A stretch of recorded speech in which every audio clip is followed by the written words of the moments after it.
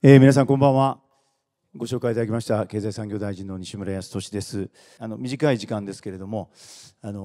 私ども今取り組んでいること、考えていることを簡潔にお話をしたいと思います。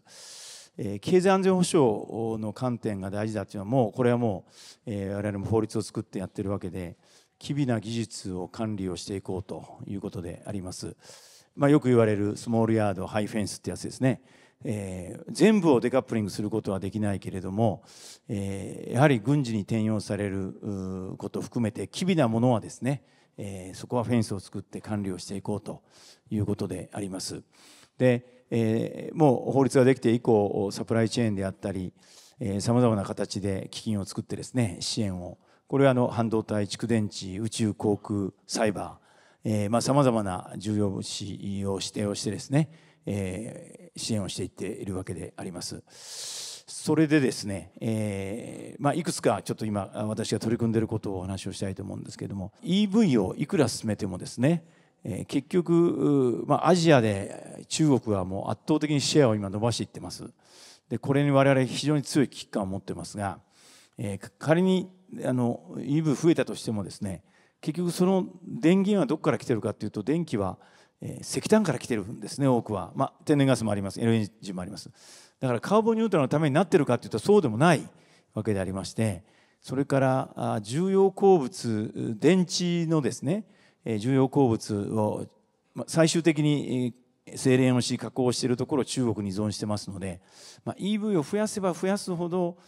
石炭の電力を使う、あるいは中国に依存するということになります。もう皆さんご案内の通りであります。なんとかこの重要鉱物のサプライチェーンを日本として、そして同志国と一緒に作らなきゃいけないと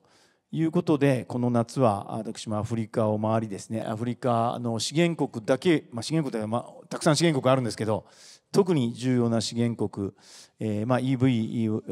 バッテリーを頭に置きながら銅、ニッケル、コバルト、リチウム、レアアースといったようなところをですね、またこの中の国にはよく知っててですね、うちはガリウム、ゲルマニウムありますからやりませんかと言ったところもありますし、本当にあるかどうかジョグメックの探査をしてですね、しっかりそれを確認してからやろうと思ってますけれども、いろんな話がやっぱり出てきますので、これらの国々も特にアンゴラとかコンゴ民とかで DRC とかですね、中国一国に依存してきたことに対しての非常に、彼らなりの危機感なりを持ってまして、経済の多角化とかパートナーの多角化、多様化という言い方をしてましたけれども、いいところに日本来てくれたと、日本とやりたいんだという、そういう意思も非常に強く、これは世界中でそんなことになってきてるんだろうというふうに思いますが、いずれにしても、こういうこと、それから次のページ、カナダとオーストラリアは我々の民主主義国家の中でやっぱり重要な国で、カナダの、太いところいっぱいあるんですけど、実は薄い字で書いてある上から上の点線の四角の中の括弧1括弧2のところが大事でありまして、薄い字なんですけど、パナソニックエナジーと NMG というところは、黒鉛、これ中国が止めると輸出管理をするという前なんですけども、黒鉛をやろうということで合意しまして、それから PPS、 これはトヨタの電池会社ですけども、ニッケルをやろうということで、こういう取り組みを進めています。次のページはオーストラリア、オーストラリアもいろんな大臣右にありますけども、3大臣ととにかく資源エネルギー、連携してやっていこうと、なんか報道でですね、オーストラリア今まで止められてた中国のワインとか、いろんなもの農産品、中国が輸入開始ということで改善してくるからということで、報道で、CPTPP に中国入れること賛成だって流れてましたけど、ちゃんと大臣ファレルっていう大臣と昨日一昨日確認しましたけれども、我々も全て日本と同じ考えだから、ハイレベル、イギリスを入れたわけですけれども、イギリスはハイレベルを維持したまま何か例外を作って、TPP のそのルールを満たさないものの例外を作ったわけではありませんので、ハイレベル満たした形で入ってもらうという前例になってますから、これでやるということは変わらないと言っておりましたので、来年 CPTPP はカナダが議長国で、もうその次の年はオーストラリア議長国で、おそらく中国はいろいろ個別にプレッシャーもかけてくると思いますので、そのあたりも我々よく注意をしなきゃいけないということですね。それから次のページが昨日一昨日の G7 ですけれども、もう一つ今申し上げたようにこのサプライチェーンをどう作るかということで取り組んでいると同時にですね、同志国の間ではですね、やっぱり自由で公正な貿易、それを維持しようじゃないかと、フェンスはなしよということをぜひやらなきゃと思ってましてですね、一つには補助金競争に今なってきている面があるんですね。IRA 法をはじめとしてアメリカもガーンとやる、ヨーロッパもやる、もちろん日本もやってますけれども、で日本はもちろん同志国連携でアメリカの企業にも出す、ヨーロッパの企業にも出すということでやってますけれども、アメリカがややもすると保護主義的な感じになってますので、ここはちゃんと一緒に、仲間内は一緒にやろうよということをやらなきゃいけないと思ってですね、大事なのは四角の中の2つ目のポチのですね2行目なんですけど、貿易と産業分野の国家介入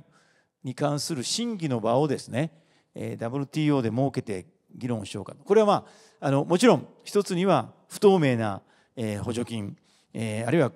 国有企業への補助金でレベルプレインフィールド、対等条件じゃないもの、これは当然やるんですけれども、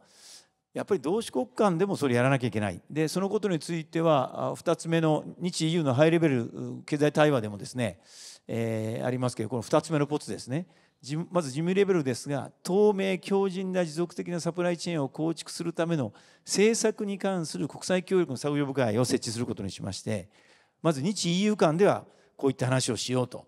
いうことでありまして、これアメリカもこれから入れて、これから巻き込んでやっていくことになると思うんですけれども、申し上げたいのは同志国間はやっぱり仲間内でちゃんとやろうと、フェンスを作るのなしよというところの政策をですね、ここは法収的にならずに日本がリードする形で自由貿易、自由な投資、公正な投資、これをやろうということでぜひ進めていきたいというふうに思ってます。で、もちろん軍事転用を含めてリスクのあるところはデカップリングはできないけれどもデリスキングで管理をしながらやっていこうというところをですね、ここも日米を中心 EU を中心にすり合わせながら進めていくと、同志国で考えていくということであります。それからこのところ報道出てますけれども、ヨーロッパの EV 補助金各国のものもですね、これも中国はものすごい勢いで来てるわけですね。どんどん中国車に補助するということになってまして、日本のセブ補助金っていうんですけれども、EV に対しても出している補助金も中国から来れば日本は内外無差別でやってますので、なってます。で、ここなかなか悩ましいところで、これ国会でも言われたり、あるいは、経済界の皆さんからもいろんなこともご意見あるんですけども、一方で日本が中国で活動している日本車に対しても補助をもらってますので、中国も内外無差別でやってますから、なかなかこの国によって変えるっていうのは非常に難しいわけでありますが、なんていうか、ヨーロッパが今考えているのはバッテリーパスポートっていう、どれだけ CO2 を出しているか、どれだけ、有害なものを使ってないか、どれだけ、人権に配慮しているかとかですね、そういったもので何か差別化できないかというようなこともヨーロッパは考えているようでありまして、この辺りも日米欧でいろいろ話をしていかなきゃいけないのかなというふうに思っております。というような、いくつかの課題がありますけれども、一番最初戻っていただくと、経産省としてですね、もうよくご存知の通りですけれども、まさに有識者会議、経済界も含めて、そしてお越しの先生方にも入っていただきながらですね、アクションプランを策定し、これを随時もうまさに生きた文書としてどんどん進化をさせていくということで、3つのプロモート、プロテクト、パートナーということで、今申し上げたプロモートのところはまさに自律性、不可欠性、これを確保していくための施策で、守るべきを守りながらですね、チョークポイントなんかもしっかり調べながらやっていくと。そして今申し上げたパートナー、同志国にはですね、しっかりパートナーとして組もうということで、特に G7 でも議論になりましたけど、経済的威圧への対応、何を経済的威圧というかっていうのはこれいろいろあってですね、今回 G7 の各国もいやこんな例もあると言っていろいろ細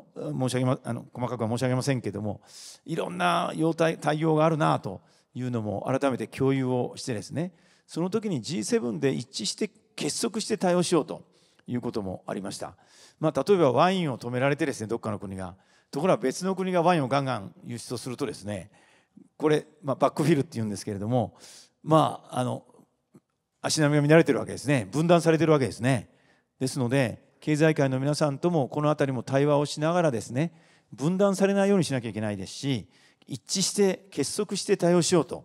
いったようなことも今回議論になって、そういうこともやろうということであります。私どもだけでできない各省とも連携しながら、いろんな薬とかですね、これはコロナの時に私も担当大臣でしたけど、ものすごく困ったわけですね。とにかく入らない、薬の原薬は中国に非常に依存しているというようなこともありましたので、そういったことを含めて各省とも、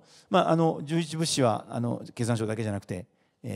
当然厚労省、農水省なんかも含めてですね、これからまた広げていくときには各省と連携して